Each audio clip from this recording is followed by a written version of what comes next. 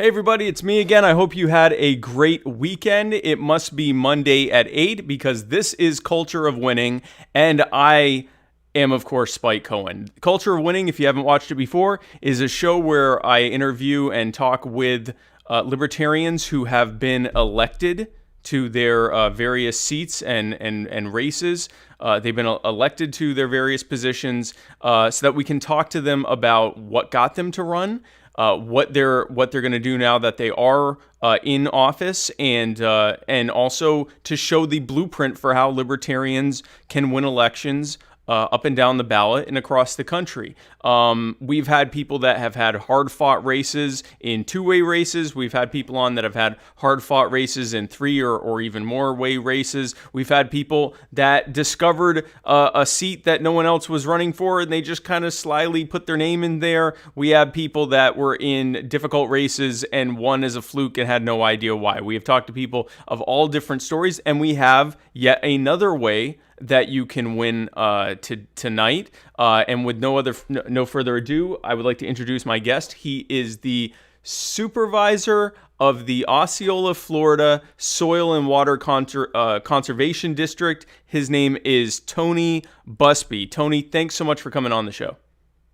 Thanks for having me. Just real quick, I'll let you know that I'm actually the chairman. We are supervisors, but I was elected chairman my very first public meeting. That's awesome. And I am so good at my show that I forgot to change the name from the last guest. So you were supervisor, Osceola, Florida. Did I spell that correctly? Just put soil and water. Soil and water. Did I spell Osceola correctly? I think so. Okay. We're going to find out together. Here, I know it was correct in that. Okay, yeah, I did. I spelled it correctly. So, hey, thanks for being on, and it's an honor to have you on. You're enjoying a fine cigar, aren't you? Is that correct? I am. There's a little place here in St. Cloud called Old Fashioned Cigars that opened about a week ago to the public. Memberships are fantastic. You get 3 cigars a month in your locker. Personal humidor, 10% off store-wide, $200 store credit for $575 for the year. Come out to St. Cloud, Florida. Check out these guys at Old Fashioned Cigar. They are the way to go if you enjoy a nice cigar and a craft beer. What better way to start the show? So, Tony, the way that I start all of my shows is I start by asking, and I do this on all my shows, not just on this show. The way that I start with all my shows is I ask my guests that are libertarians, and obviously you're a libertarian, what is it that brought you to libertarianism and to the Libertarian Party? Was it kind of an aha moment or sort of a gradual evolution over time? Tell us the Tony Busby story. Well, I mean, it was kind of I wouldn't say an aha moment. I mean, for a long time I had struggled because on a lot of social issues, I was leaned more towards the Democrats, but when it came to physical government spending and big government and taxation stuff, I was more of a Republican. So I was trying to find that middle ground. And I was introduced to a gentleman named Marcos Marrero, who is the chairman of the Libertarian Party of Osceola County. And he asked me to come down to a meeting. I heard what they had to say. I actually became their vice chair not long after that, and only recently resigned as the vice chair when I got appointed to my current seat by the governor of Florida. Oh, yep. And so I actually know Marcos. I got to meet him when I was campaigning in Orlando, so he's a great guy. And so and what year was that? So that was relatively recent? That was 2016. Okay, so about 4 years ago. Okay, cool. So what made you decide to run for office? Now, your position is, and you're going to explain how is different than many of the others we've had on. But what was it that first made you want to run for any office? What was the guiding thing behind that? Well, for me, I had started getting interested in politics locally because I had bought a house in 2013 in Osceola County in St. Cloud within the city limits. And I kept seeing all these homes being built all over the place, all of our ag land being destroyed, the cattle being moved away. And it just became a giant suburban sprawl, and there was no real taxable businesses being brought in. So there was no business. It became just a giant housing community, basically for Disney. So I wanted to get involved so I could try to bring in more entrepreneurs, more businesses, and limit these zero lot line homes from coming in. Not stop them, but limit them to the point where we could get to where, I mean, because I don't agree with taxes. I don't like taxes. However, even as a libertarian, I have to admit that some limited taxation is necessary for your fire, your police, stuff like that. So I wanted to make sure our police had proper equipment and training, because our police force was simply a training ground. We would hire new people right out of the academy. They get 2-3 years experience. They would turn around and disappear to a different agency, whether it be the sheriff's department or Orange County or Orlando PD. So I wanted to rail in the excessive spending habits and make it more physically conservative. So that's what got you into running for office. And so you originally ran twice for what seat again? A city council. I ran first for seat 2, which was an open seat at the time, and then the high school sweetheart just put her hat in the race and beat me out. That race, I got 29%. Wait, who's your high school sweetheart beat you? No, not mine. Not mine. The local town high school sweetheart. Oh, okay. I was gonna say, I'm like, that's terrible. Okay. Sorry. Okay. Okay, go ahead. So I ended up with 29% of the vote on there. Okay. I continued going to city meetings, expressing my desires to limit spending, stop the spending on equipment that was not needed, that could be rented by a private organization, or just make the services private to begin with. And so 2 years later, I run again.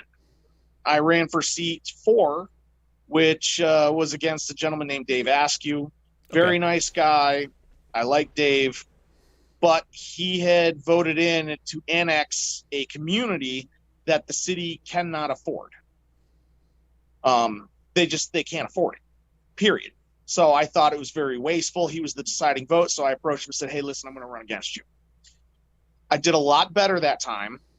At that time, I had actually received more votes than any other non-incumbent in the history of the town. Okay. With like 6,900 votes. And then, and then after that,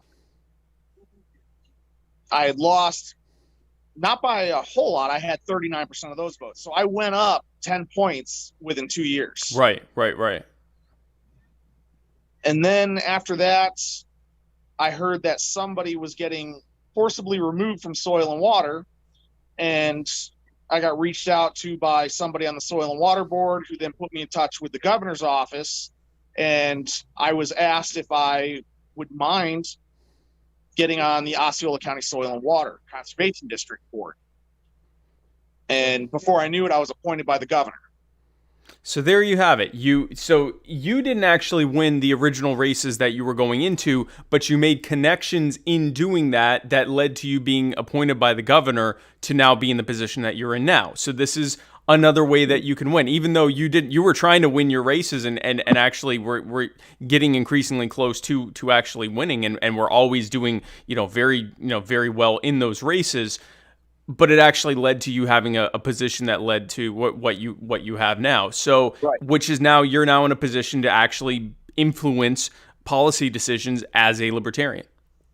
Right, and it actually gets a little deeper than that, because when I was appointed, I only had a year left on that term before the seat had to go up for re-election. Okay. So I put my hat into the race for re-election. There was 2 seats on the Soil and Water that were up for re-election. Coincidentally, the other seat had a 3-man race and nobody ran against me. So I ran unopposed and was reelected November 3rd of 2020 for another 4 years. That's well, congratulations. But and what put you in that position were your previous runs that you had done. So it wasn't a waste that you had done those things. That's why you got appointed, and then you were able to to win unopposed as a result of that. So in your runs that you've done, it obviously this run wasn't incredibly challenging because you were already there. No one else was running against you and so forth. But in your runs in general, what would you say was the most challenging part of running for office? Being a full-time father, working a full-time job, just opening a business with my wife, and not giving up. The key that I would say to anybody, libertarian, don't ever give up, because you never know what connections you're going to make. Right. You never know what direction things are going to go into. So the most challenging part for me was just not giving up, because you get so beat down after you spend all your money. I mean, most of my first race was completely self-funded. My second race, I had probably $6,000 or $7,000 in donations. Okay. And then the rest of that was self-funded. So, never give up. Always focus on your end goal, getting into an office. Once you get into an office and you can show that you're making changes and doing good for the community, you get more name recognition, and that's the name of the game when you're trying to get involved in politics. Name recognition. It's the biggest, especially in local office. It sometimes is only about name recognition. It's bizarrely, even though the positions you're in and the positions that libertarians get elected into in local races often affect people's lives, everyday lives more than someone who's in a federal position. People, the closer the office bizarrely, the closer the office is to their backyard, the more likely they are to just vote based on if they've heard of the person or not, or if they sound like someone that that cares about the community more so than really drilling down what their policies are. So what a perfect time to get your name out there and have them be able to reach you. So it sounds like, maybe I'm wrong, this was basically like a one-man thing, or did you have some like a team and some volunteers and stuff like that? How far did you have to go? My first race was a one-man thing. Okay. My second race, Marcos Marrero, who you mentioned earlier, is knowing and getting to meet. He actually was my campaign manager. Okay. And we had actually gotten teamed up with a couple other individuals who helped us out. And then, unbeknownst to me, a political PAC actually backed me and started sending mailers out in my favor, which I had no idea about after the race was done. Well, you're technically not supposed to know that it's happening because of the rules with Pat. So it's good that you didn't know. But usually you at least know what's happening. You may not know why or have any coordination with them, but you still know what happened. So that's interesting. So and how you ran for city council. How many households, give or take, would you say were in that? A very, very ballpark guess. Well, the first time I ran, there was about 45,000 people who lived within the city limits. Okay. The second time I ran, we had about 60,000 within the city limits. In a 2-year period, it went up that much? Yeah, because the building is so out of control down here by the developers. It's like a 30% increase in a 2-year period of time. Yep. Okay. But so it's, you with a handful of other people and a budget in the thousands, was able to win nearly 40% in the second race on a pretty hard fought race. So obviously you did the work. What was the kind of stuff that you were like? What were your main campaign tools for outreach? Doing events, shaking people's hands, talking to people, being honest, not lying. I'm a former military guy too, so I was never afraid to sit there. I mean, I had one guy tell me, a quick little story. We were doing the 4th of July event in 2018, and my son was acting up. And I looked at him, I said, "Get over here, you little shit." And next thing I know, I have a couple people walk up to me. They said, "You're running for office? You have my vote, because that's what a parent should do. They should correct their children on the spot. Great job. You're getting my vote just because of that." Just because of that? Okay. So, I mean, interacting with people, door knocking, We use Facebook, we use Instagram. I mean, I don't think those tools were as good, but I remember knocking on an old lady's door, probably in her 80s, and I knocked on her door. She opened the door, and I said, "Hey, my name is Tony Busby. I'm running for city council." And she goes, "I know exactly who you are. I follow you on Facebook. You've got my vote." Wow. So it sounds like a hitting from all cylinders campaign. You were doing door knocking, you were going to events, you were doing social media stuff, and Yep. it bore fruit because in a not small and very fast growing city or jurisdiction, you came in second and had almost 40% of the vote with a relatively small team. So obviously the work paid off, and it paid off in more ways than one because you ended up being appointed by the governor to the position that you're in now, that you were then easily reelected to. So the lesson I would say there is, like you said, never stop. You don't know the opportunities that you're creating. Always stay in the race, always stay positive, always, be engaging with the public, because it could turn out to some even bigger opportunity that you didn't even know. Let me ask you this, Tony. What are the biggest, so if I came to you, I'm a libertarian, and I said I'm thinking of running for whatever. I'm a similar position that you're in, or I'm thinking of running for Congress, I'm thinking of running for mayor, I'm thinking of running for whatever. What would you say is the single biggest thing that you would want to make sure I didn't that you told me before I walked away from before we weren't talking anymore? What would that one thing be? I can narrow it down to one, but Okay. I will narrow it down to two. Okay. One, work off your policy. Stick with your policy and stay with that. Try not to get off the beaten path. Just work on policy. Okay. The second thing is, do not get involved in the mudslinging and stuff that happens at the national level. Local politics, if you're doing anything local, they don't like the mudslinging. They don't like the bad names. They don't like anything that's not favorable. They want you to run off your merits, what you have accomplished, what you plan to accomplish, and if you're actually going to follow through with what you say you're going to do. Yeah, it's a very interesting paradox that people who will engage in a completely different way of looking at national or even statewide politics, when it comes to their backyard, their city, their school district, their soil and water district, their parks and rec district, whatever, their local area government agencies or government seats, all of a sudden it's more about, like, do I trust this person? Do they sound like there's someone that cares about my community? The mudslinging stuff doesn't really work as well. Maybe in a big city it's a little different, but it's like the closer it is to home, the less likely people are to want to engage in that kind of stuff. It's a very interesting dynamic. Even in the hard-fought races that I talk to people about, they really didn't get into that kind of personal stuff because it doesn't work well. People don't want to hear it. Like, they know these people as their neighbors and their community members, and they don't want to hear them bashing each other. So it's an interesting thing. So I assume you took your one or two main issues and just hammered away at them, basically. Right. One of them was water, the water quality for the city, because we had an issue, not nearly as bad as Flint, Michigan, and I'm sure everybody knows about Flint, Michigan. Oh, of course. But we had an issue here where our main water plant, it uses a resin compound to attach itself to the hard particulates in the water. Okay. Our water has a lot of hard sulfur in it because we're in Florida, and that's the way the natural water is. Okay.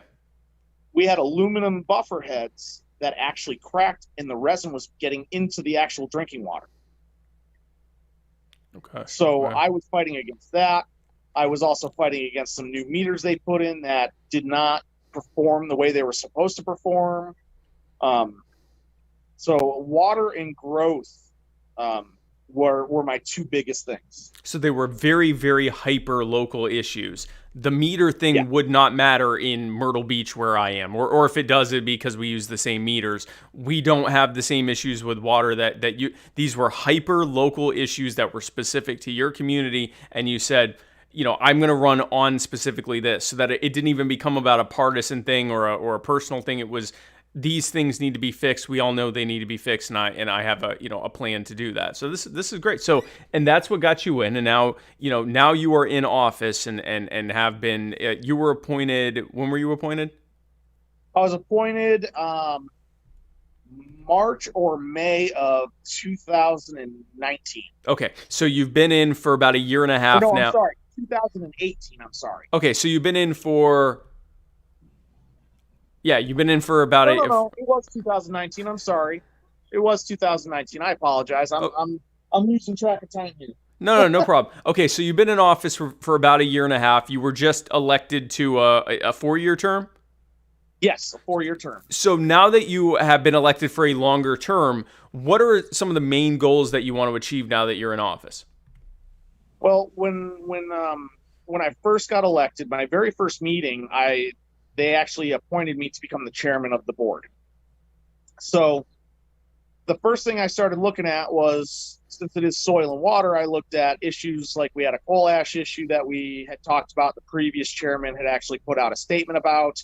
We had sat down with scientists talking about the different testing things that you can do for coal ash. Okay. Leaf test was one of them, and then the basic test was another one.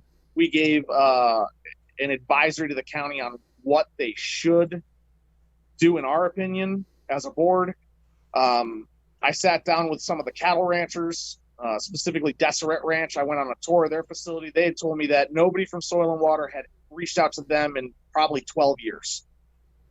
So the board was pretty stacked.